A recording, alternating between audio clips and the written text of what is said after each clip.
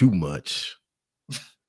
But with all this Royals chatter going on around the stadium, I'm like, I wonder if Mark even supports the baseball. I never see you tweeting about the Dodgers. I see you tweeting about the Lakers all the time. I never see you tweeting baseball.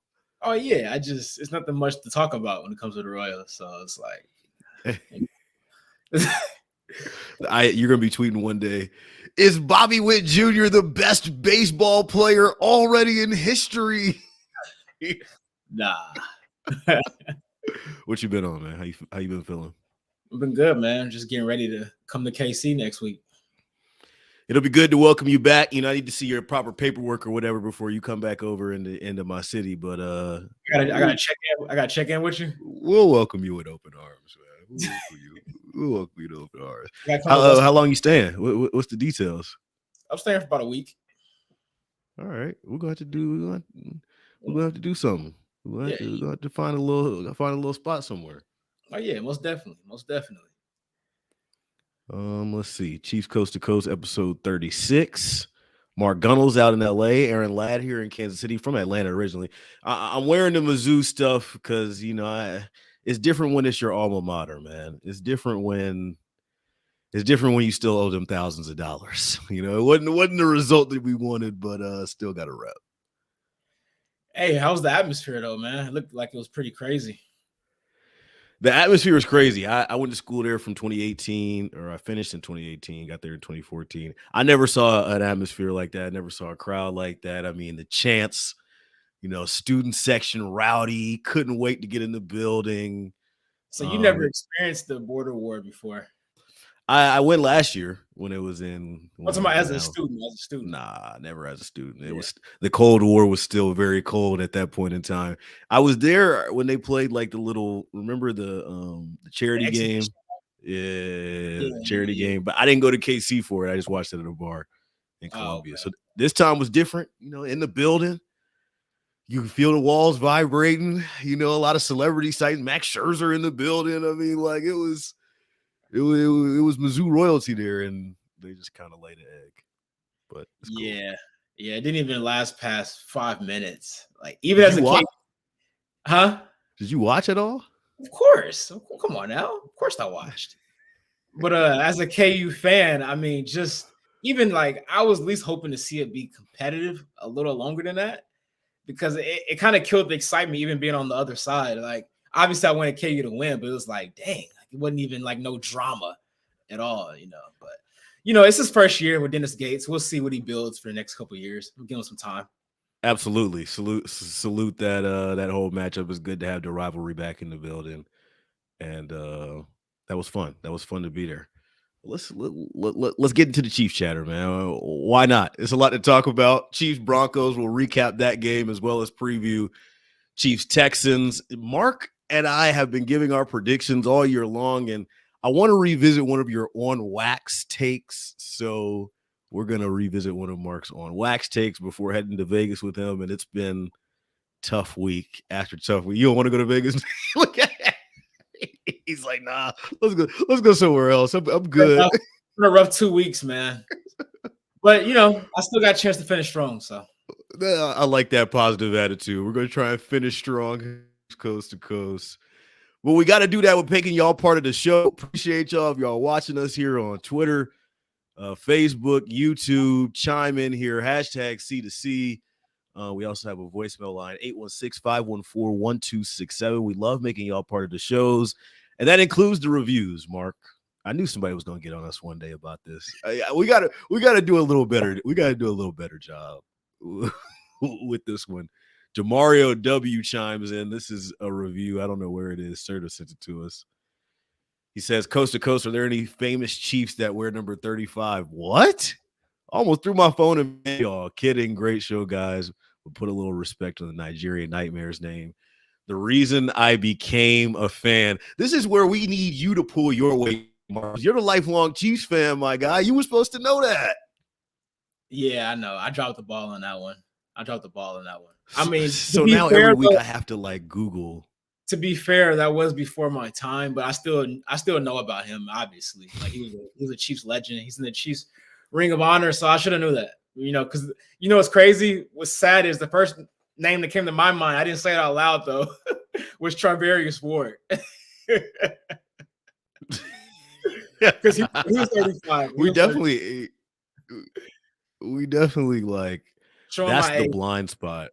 Yeah, that's the blind spot. Like if we had to pick one for coast to coast, like we definitely the younger. I know you the grandpa of the show, you the grandpa of the pod, but you don't extend that far. Yeah. Now I will say I No, did it's cool. not. 36. Now I'm Googling, but before every pod, I'm Googling like, all right, who was the chief that wore 36? Who was I the chief don't that know wore a 36. 37? I really don't. Who is the 36? So the Chiefs have a every year, and Mackley Hill is a fullback for Kansas City. I literally.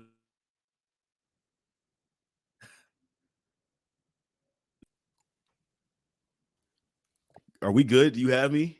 Yeah, it was like you were breaking up for a second. You hear me? Are we good? What was the last thing you heard from? What was the last thing you heard from me? I heard you say something about a fullback. Mackley Hill is number 36. This is episode 36 of Coast to Coast. Hopefully, y'all got me. You got me? We rolling? I'm good now. I got you. Let's just get right into our game recap, man. Appreciate the reviews. Leave the reviews whenever you can. Mahomes avoids, throws. He's a magician. Chiefs recap. I don't think we had this one go away. It's Chiefs beating the Broncos 34-28 from Denver. Patrick Mahomes has an up and down game, and we'll get to that, of course, a little bit later. 28 for 42, 352 passing yards, 3 touchdowns, and those 3 interceptions that lit Twitter ablaze. Russell Wilson has a vintage Russell Wilson game. 23 for 36, 247 passing yards, 2 touchdowns, and a pick. The 28 points for Denver, Mark, a season high. Kind of confusing how that happens against the Kansas City defense. I'll ask Mark if he's worried about them a little bit later. But I think another stat line that stood out, and I'll toss it to you after this. Jerick McKinnon, man, 134 scrimmage yards and 2 scores. He's on the receiving end of that crazy play from Mahomes and all the sorcery and magic and all that stuff in the highlight reels. What stood out to you? Your biggest takeaway from Chiefs Broncos? I mean, so we got to start with the Mahomes interceptions. You know, threw 3 picks. We threw the first one. It's like, okay, he threw one, not too big of a deal. Then he throws another one. It's like, all right, now calm down, Mahomes. You're getting a little too careless with the ball here. And that third one was the worst. Like that one, I don't know what he saw on that one at all. At least on the second one, you can kind of say he was trying to dirt it a little bit. The guy just made an amazing catch on the ball. I think it was Patrick Surtain. And then the first one, he was just trying to force it into a tight window to Kelsey. But that last one, can't really explain what he saw there, especially after getting the turnover. He had a chance to ice the game there. All you needed was a field goal in that situation to go up 2 scores, and he threw another pick. So definitely uncharacteristic. Nothing that I'm really concerned about big picture wise, because we don't see him have games like that very often, if at all. So I don't think it's a big deal to worry about moving forward. But it is one of those things where if you play at a better team, you're probably going to lose that game. It's not many times you throw 3 picks and you still win. So I think that was definitely a big takeaway as far as when you play better competition, especially in the playoffs, considering the schedule is pretty light for the last 4 weeks, all things considered. But also, you know, we'll get into defense a little bit later, but I will say they did get 6 sacks, though. You know, there were some bright spots. They did get 6 sacks in that game. Yeah, sacks absolutely the bright spot for Kansas City. I feel really bad because you were kind of breaking up on that one, and I heard part of it, and I want to respond to it.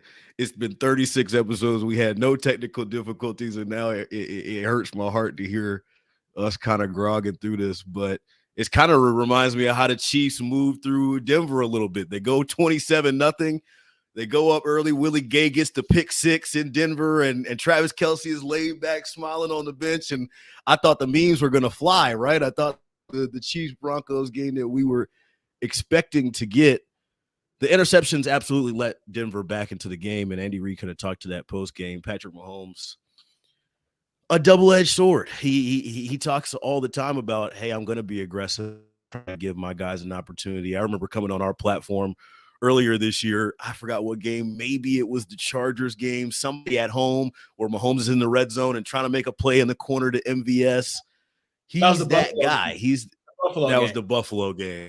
Yeah. He's a gunslinger, and just as often, and Andy Reid even got a little flack back for saying this post game, but saying it was a good game for Mahomes. If you take away the 3 interceptions, you don't want to take that away from Mahomes, and maybe we're not as down on it because they win the game ultimately. I think if Denver comes here and shocks the world and Kansas City and Mahomes has 3 interceptions, we're having a completely different podcast. But I think every Chiefs fan knows that these 3 interception games are going to happen, but probably not as often as not. Yeah, and that quote was weird. I can see why people are like, well, duh, no stuff, of course, right? But I get what he was saying, because if you take away the 3 picks, I know you can't take it away. I know you can't. But he did still have 350 passing yards, 3 touchdowns. He had a couple of magic Mahomes plays, obviously the no-look one, but also the other touchdown to Juju, where he was spinning around in the red zone. That one was more impressive to me. Honestly, to be real with you, I know the one where he flips to McKinnon, like he extends the play, and they both kind of extended the play, but to be able to kind of spin on the top there and still get it and take the hit, that one was the more impressive one to me. Yeah, and that one's not getting near no attention at all, actually. And yeah, I agree with you. I think it was actually more impressive considering the situation. He had 3 guys bearing down on him. He took a shot too, man. That was kind of scary. I'm glad he got right back up after that. He threaded into the needle right there. So I thought that was a very impressive play, because while the McKinnon play was awesome, what made it more of the moment was the fact that it ended up being a touchdown. And most of that was McKinnon after the catch. He had to run like 40 yards after that, right? If it's not a touchdown, I don't think it gets near the attention on that, right? So, yeah, I do think that was more impressive play. But at the end of the day, man, you don't want to rely on Mahomes' magic too much. That was my biggest takeaway. You want things to be easier for him, right? The fact that he can do it is amazing. Did it feel like in that game that they were relying on him a little too much to kind of pull them out of some spots? Give me an example of where you saw them relying on him. Well, I'll just say second half. They only ran the ball 6 times, I believe, in the second half, or some crazy number, or like I think it was like 12 actually. But 6 of those runs happened on the final drive where they were icing the game.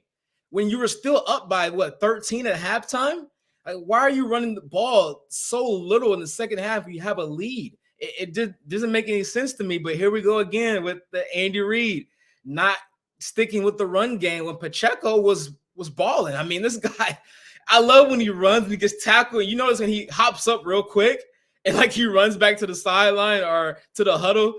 Like, that dude is a bolt of energy. And I don't know if you saw that on the sideline with McCole Hardman. Did you see that? When I didn't see that one.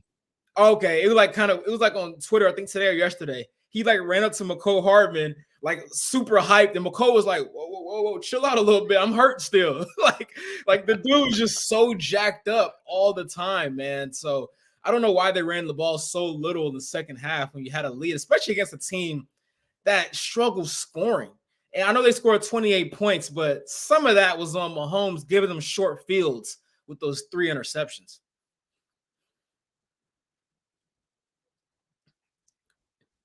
Oh, Aaron, you got me? I'm absolutely blaming this on you. You got the T-Mobile Wi-Fi, or what's going on? We haven't had no issues. We've never had issues before. I think it's because we're talking about the Denver offense. It just everything goes a little bit slower when you talk about Denver. No, it's funny that you mentioned McKinnon and Pacheco. I have a note here to talk about the running back room, and McKinnon 134 and 2 scores in the win. His role is one that's been talked about, and Andy Reid was asked about it kind of coming into this game. Obviously, Pacheco is the one if you want to circle a guy now, but we've mentioned it on this platform time and time, and every guy is going to have a role. Reid talked about it post-game and said, he's played 9 years in the National Football League, and as a running back, those are dog years. He keeps himself in great shape. He's smart. He's pounded through injuries, yada, yada, yada. But then I thought this was cool, too. He says the young guys, Pacheco, they talk about how much he's taught him, CEH, how much he's taught him. Just a good guy to have in your locker room. And then from a playing standpoint, there's really nothing that he can't do. That was from Andy Reid post game.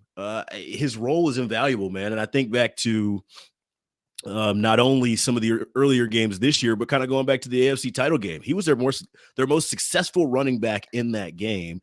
And going away from him, you're talking about going away from running backs. Going away from him in the second half is one of the things that we talked about. Why did you do that? We're pulling our hair out. Why did you do that? I think the announcer is saying I'm freezing. Can you hear me? No, you're good. No, you're good. You're good. This is the mojo is thrown off. Pacheco is important. McKinnon's important. And the Kansas City running backs, each of them are going to have a role. Even Rojo. And Andy Reid said that he still feels like he's an important part of the team. I thought that was cool. Yeah, no, 100%. I think also one reason why he's able to stay fresh so often is because if you notice, they don't use him that much the first half of the season. Like, especially when CEH was still in the fold, there were people asking, where's McKinnon? Why is he not getting used that much? And they did the same thing last year. Like, he didn't really get used until the last few weeks of the year. And then, obviously, in the playoffs, he had a major role at that point. So I think they do a good job of keeping him fresh early on and then bringing him on as the season goes on. And then he's a guy that you're going to worry about, especially in the playoffs. And I think the main thing is how to use him in the passing game. I mean, the guy had 7 catches for over 100 yards. Those are receiving number stats for like a wide receiver, not a running back. Obviously, a lot of that came on that Mahomes magic play, but still, man, he's a guy that's been consistent in the passing game. And I think it was a big adjustment that we saw despite the picks. I know you can't take it away once again, but Mahomes did do a good job of checking down, which people were yelling at him about in the Cincinnati game that he didn't do.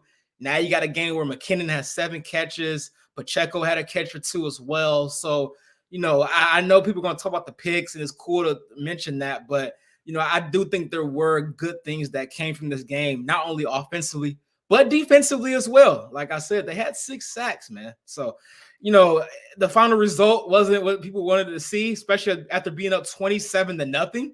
It looked like they were going to go ahead and win, cover my spread easily. We'll get to that later. I mean, when they're up 27-0, I'm like, oh, this is the easy cover. This is the easy cover, but we'll talk about that later. Yeah, we'll talk defense in a second, too. A couple numbers that stand out. Obviously, the winning streak over Denver, now up to 14 in a row. Mark, the Broncos have not beaten the Chiefs in a football game since September 2015. The Obama administration. Travis Kelce also broke some key milestones. Fastest to 10,000 receiving yards, and Kansas City wins 10,000. Or excuse me, wow! Kansas City wins 10 games in a season, 10 or more games for the 8th straight year. And I think Kelce also 7 years with 1,000. That's what I said with the last one, but. Any one of those stand out? I feel like every week we get a new Chiefs number or Chiefs record, or Kelce did this, Mahomes did this. What's your reaction to that? My reaction is just don't take this for granted, man. This stuff isn't normal, and sometimes I'm a victim of it as well because you see all these records broken, especially with Mahomes. Every week he's the first to do this in so amount of games, and like you're kind of getting numb to it at a certain point, but. Sometimes you got to just sit back and really digest it and be like, this is not normal. This is not supposed to happen, especially with Andy Reid, the 10 straight wins every single year, the Kelce numbers that you just mentioned, 7 straight years of 1,000 yards. This stuff is not normal. This is why this big 3, Kelce, Mahomes, and Andy Reid, will go down as one of the greatest of all time. From an offensive standpoint, especially if they can win another ring or 2, I think you're really going to a different era of a category, right? Because you got one that's great. You've been the 4 straight AFC title games, but if you can get that second one, then you have different conversations. I love how the big 3 is now Kelce, Mahomes, and Reid. Like you have altered the big 3 to fit your narrative. I love how that works.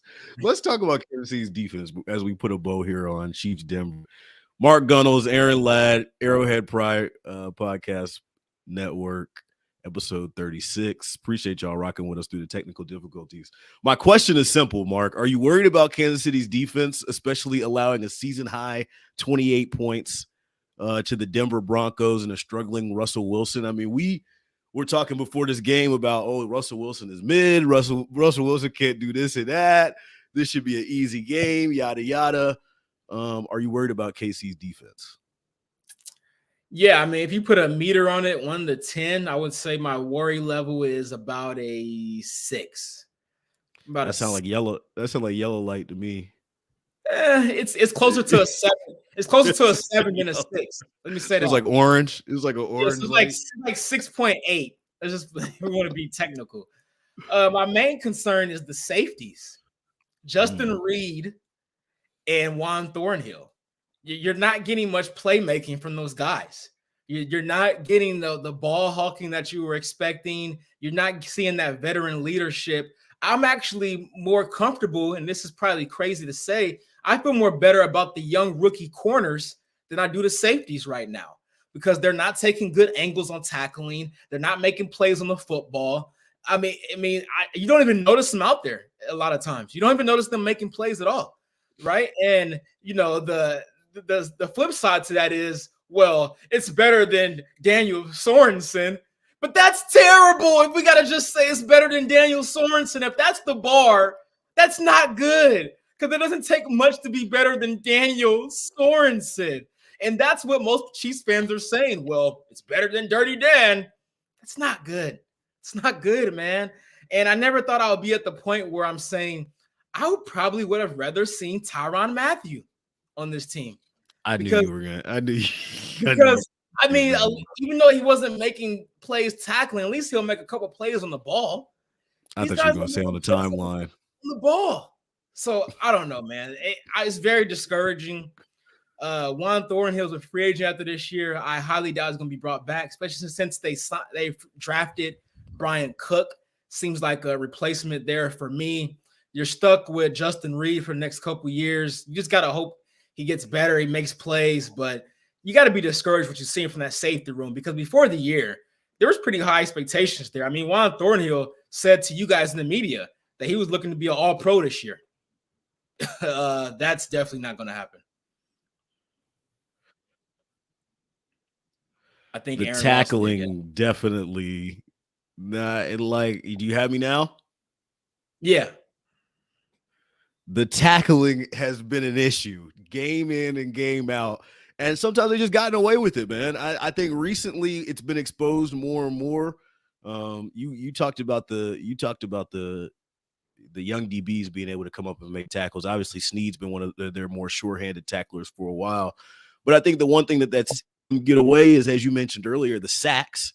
Kansas City 4th in the league with 42 sacks. And then limiting some of the big plays, some of their opponents not being able to get those big explosive plays. On the year, KC opponents only have 42 plays of over 20 yards. That's good for 7th in the league. And then if you limit that to just the last 8 games, that's plays of 20 yards or more, only 24 of those, that's still 8th in the league, top 10. So the one thing that I am asking from this defense, besides the sacks and limiting the big plays, is getting the turnovers. And we'll talk about the show.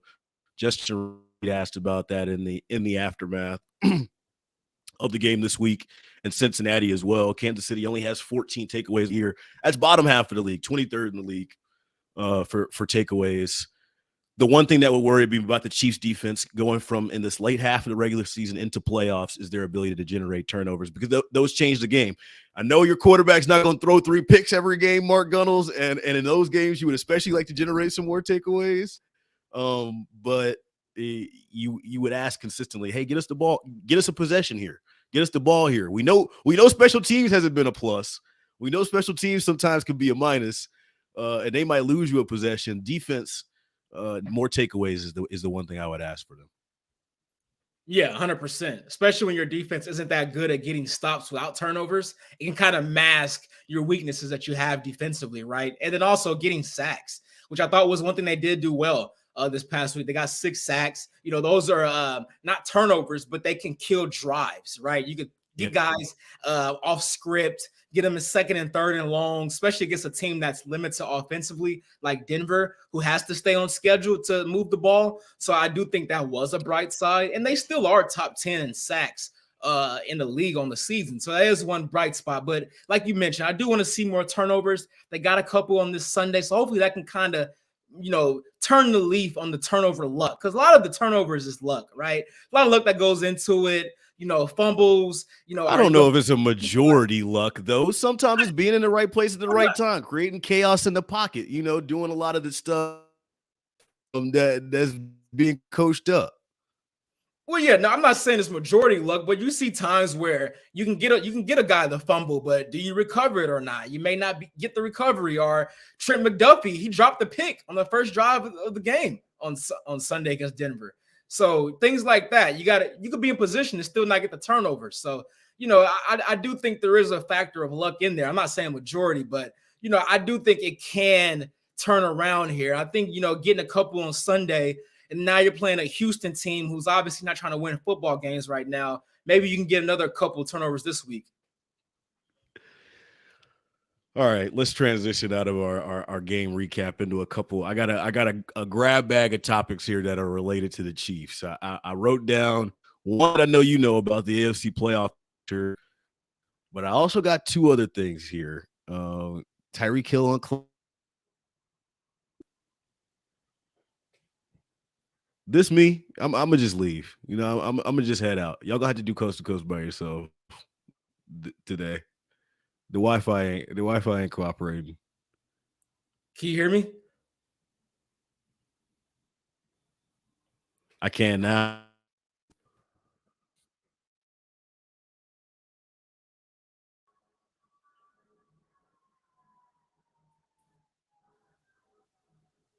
I don't got anything. I think we lost him. I think we might have lost him. Oh, no, he's moving now. Hello? You got us? Things are not going well. Are we worried more about the Chiefs defense moving forward or Aaron Ladd's Wi-Fi? Aaron Ladd's Wi-Fi for sure. That's a shame. I'm going to just head home. Y'all going to have to do coast to coast by yourselves. It was a good run.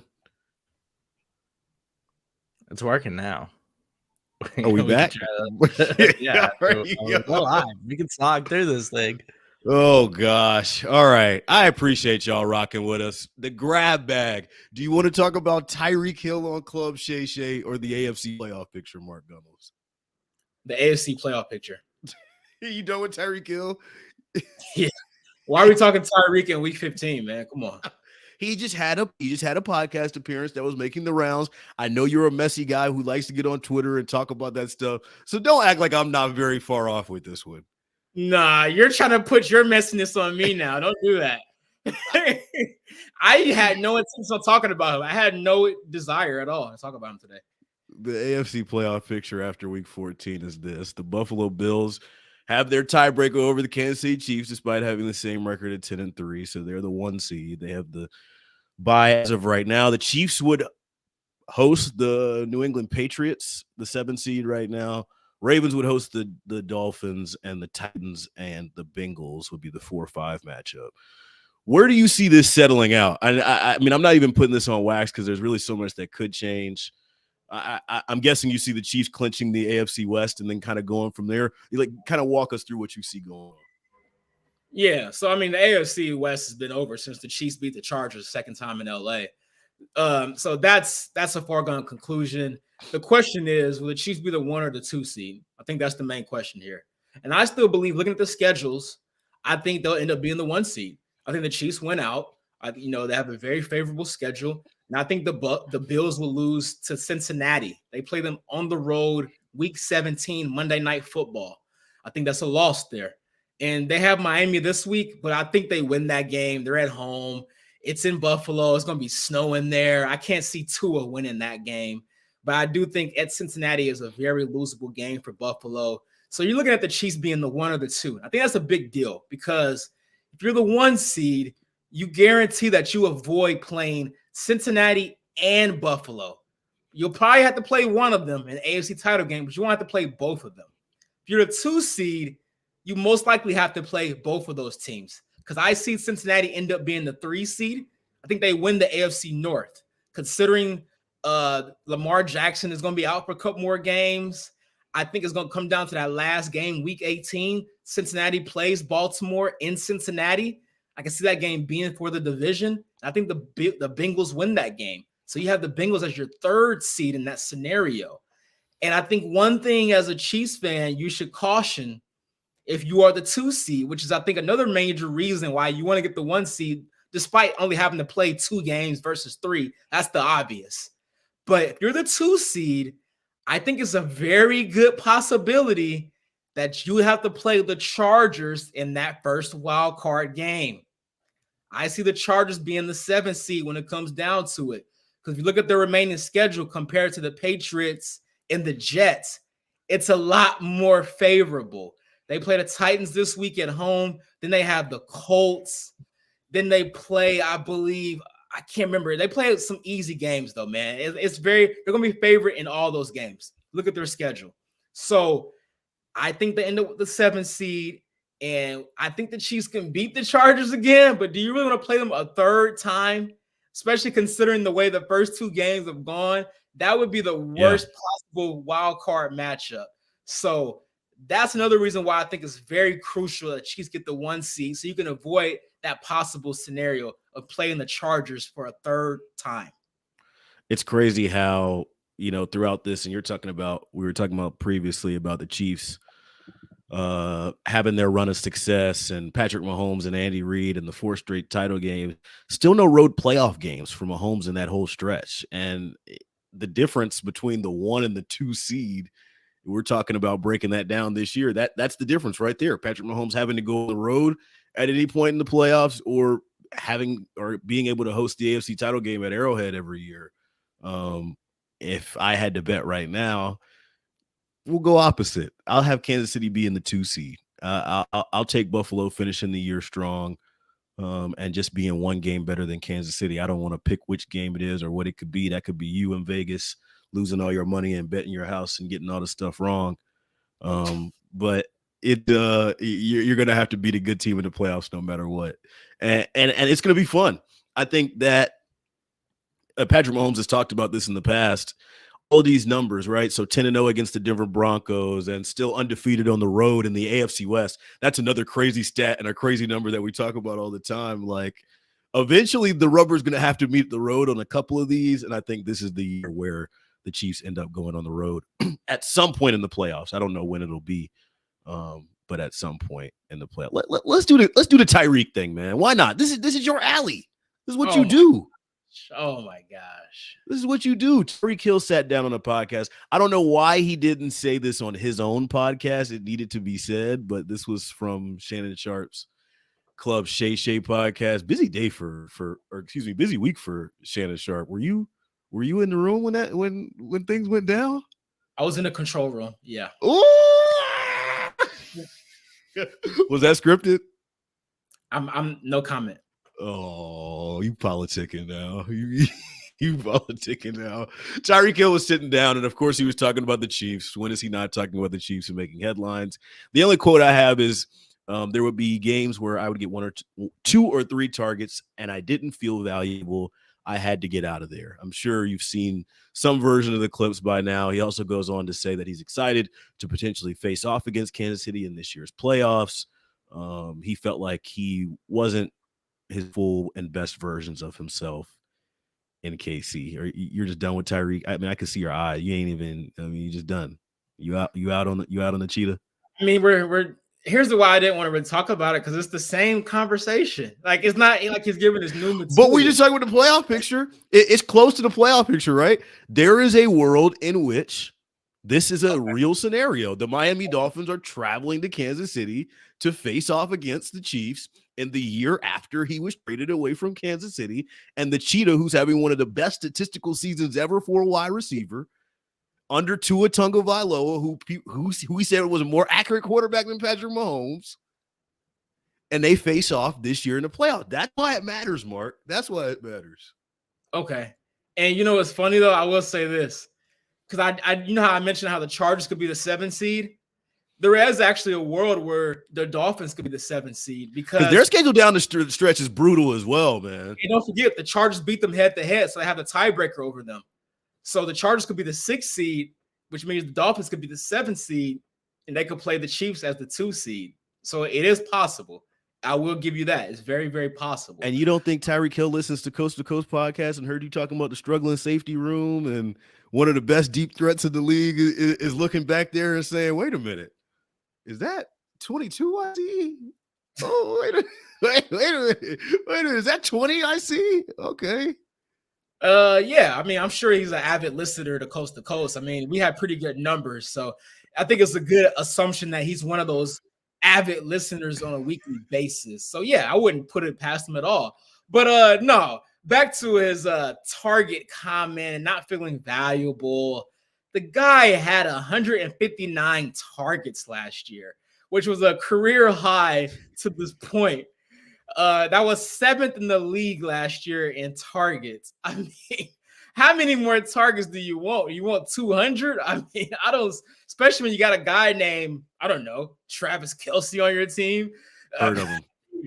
To get that many targets while having one of the greatest tight ends on your team is a great accomplishment. I think that speaks volumes to how valuable you are, because if you didn't have a Travis Kelce, you probably would have damn near 200 targets. So, I mean, it's just, at this point, bro, it's ridiculous. He has to stick with his initial thoughts of what he said in the summer, so he can't backtrack at this point. That's what it is, because he knows it's a bunch of BS, man. The guy got plenty of targets.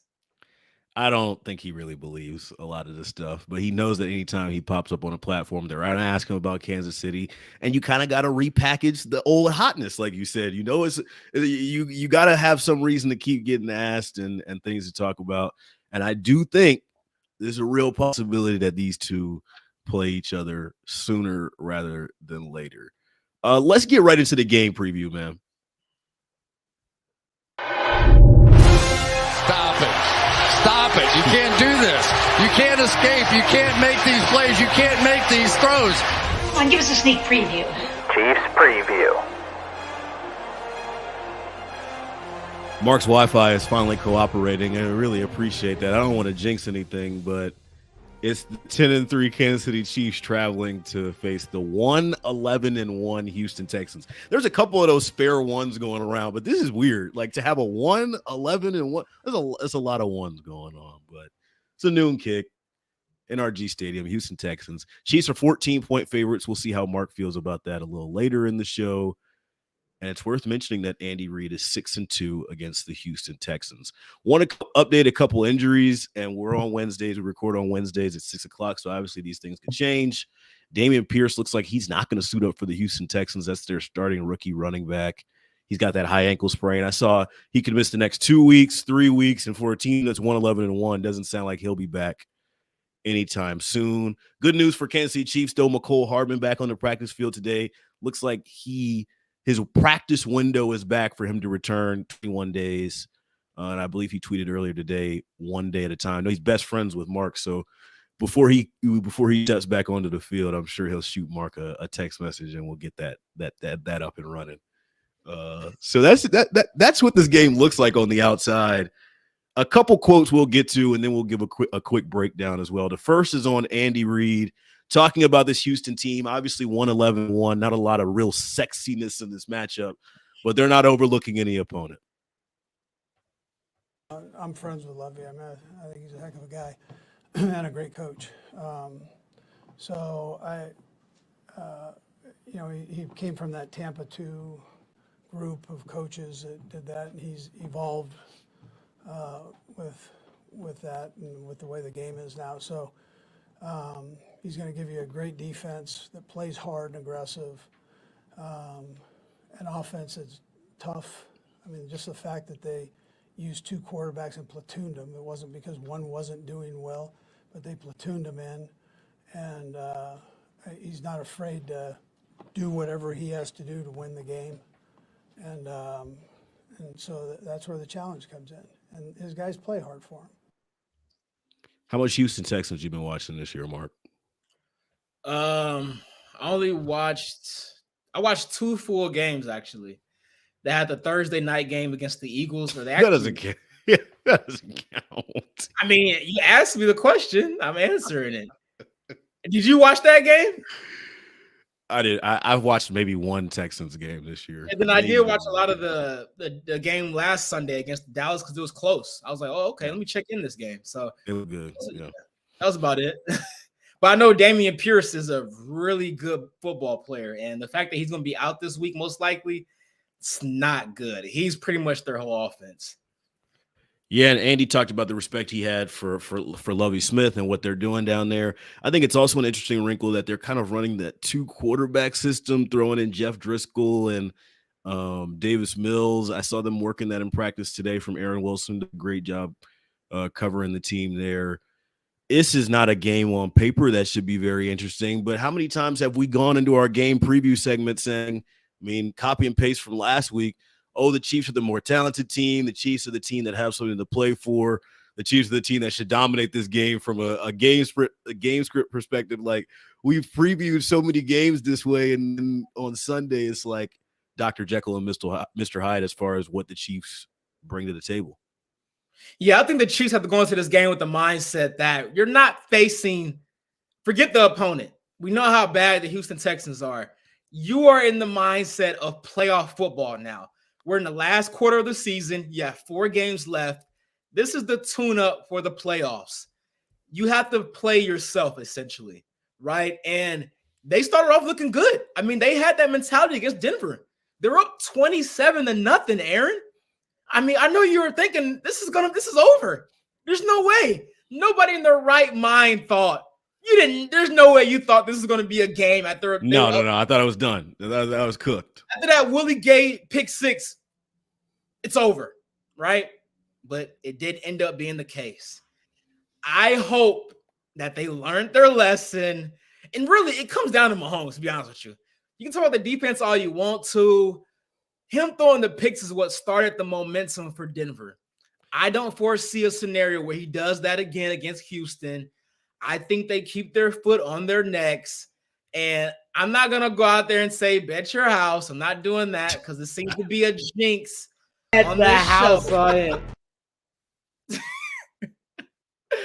But I do think they take care of business this Sunday, and it shouldn't be much of a football game. But I'll save my picks until later.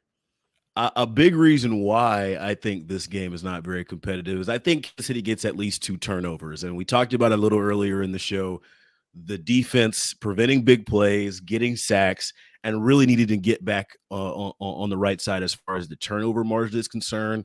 Safety Justin Reed, who Mark Gunnels is obviously not a big fan of, he was asked about the defense's inability to create turnovers. He had this to say in response. We've been putting a higher emphasis on takeaways, however we can get them, interceptions, forced fumbles. There hasn't been enough so far in the season, but the positivity is that hopefully we're just saving them for this last stretch in December, January, February, and we can get them all now. They're just saving them for the last stretch, baby. Oh, man, you got to love it, right? I love the optimism. I love it, though. You got to say that, right? When you're near the bottom in takeaways, we're just saving it for January and February. It's no big deal. But, hey, I hope he's right. I mean, they did get a couple on last week. And you just said you expect them to get a couple more this Sunday. So at least 2. I remember you coming on here and saying, for Harrison Butker, for me to start feeling good about him and the direction that he's headed, I need to see a clean game. Going into a game against the Houston Texans offense that is bottom of the league in pretty much every key figure, and you're as hot as you are as far as tracking down opposing quarterbacks and getting there and creating sacks. Forced fumbles are right there. Interceptions are right there. You're creating havoc in the pocket. You're rushing up the process. You're close. I think kind of what you did say earlier about it being luck.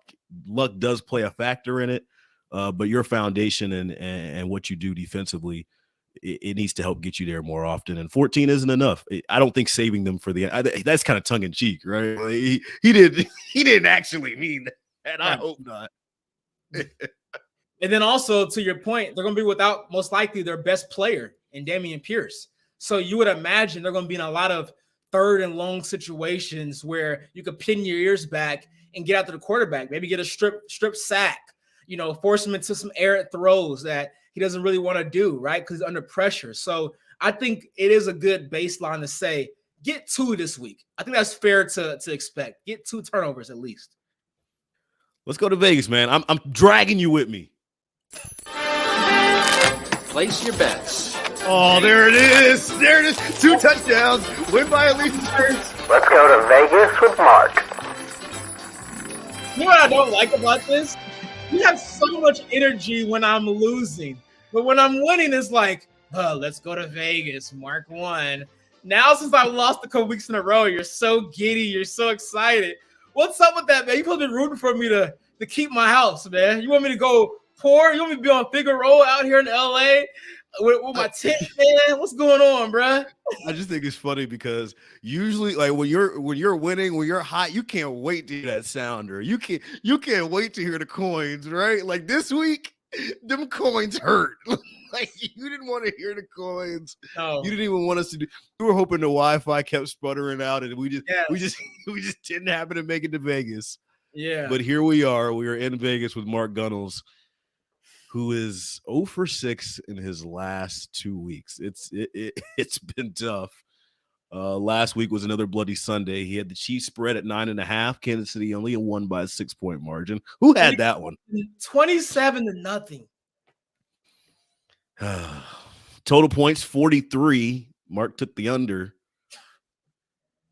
And Kelsey, this one hurts the most. I mean, it really does. That was a tough one.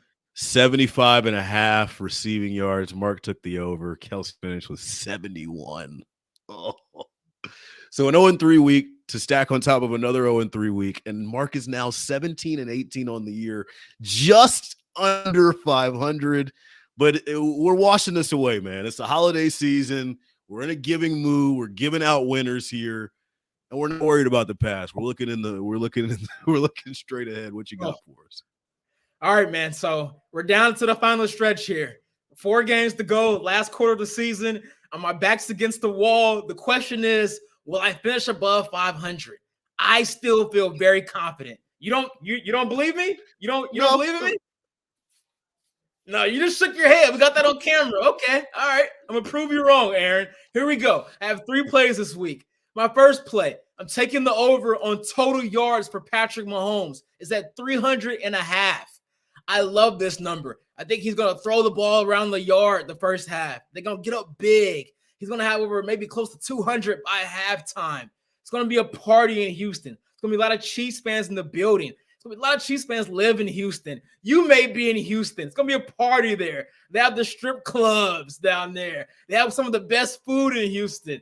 It's going to be a great weekend down in Texas. He's back home, kind of, right? He's back in his home state. So he's back in Texas. Probably going to be a lot of Texas Tech people there in the crowd, some family and friends. He's going to put on a show. So I love the over there on the total yards, 300.5 for Patrick Mahomes. Also taking the over on Pacheco rushing yards at 70.5. I think you see a lot of carries in the second half when the Chiefs are up big. We know Andy Reid likes to play conservative. He doesn't like to really embarrass his opponents, especially coaches that he has a good relationship with. He talked about Lovie Smith and how much he respects him. I think in the second half, when the game is out of hand, you see Pacheco get a lot of carries. So I love the over there at 70.5. I think he pops a couple of big ones to kind of juice that number up. And then my third play, I'm not taking the full game spread because I cannot trust this team in the second half to finish out the game. But I do love the first half spread, though, Aaron.